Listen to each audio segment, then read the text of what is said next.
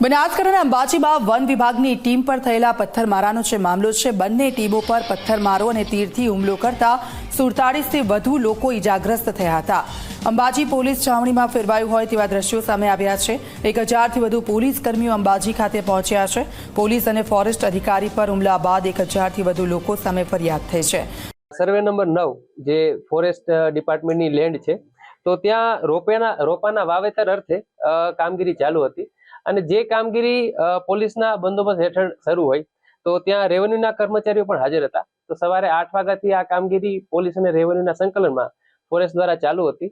બપોરે 3 વાગ્યાના અરસામાં 500 જેટલા લોકોનું ટોળું આવી અને ત્યાં તીર કામઠા જેવા પ્રાણઘાતક હથિયારો વડે જીવલેણ હુમલો કરવામાં આવે છે અને એ હુમલા સાથે તેઓએ ઝાડ વગેરે ત્યાં પાડી અને પોલીસ, ફોરેસ્ટ અને રેવન્યુના કર્મચારીઓને ઘેરી અને ગંભીર ઇજાઓ કરેલી હતી.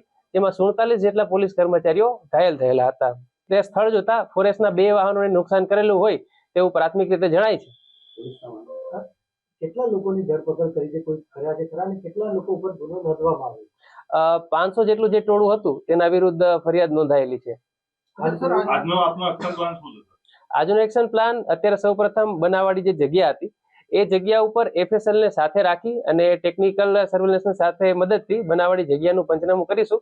જેમાં જે પણ કંઈ નુકસાન થયેલું છે તે બાબતે વિગતે એનું પંચનામું થાય ત્યારબાદ આગળની કાર્યવાહી હાથ ધરવામાં આવશે.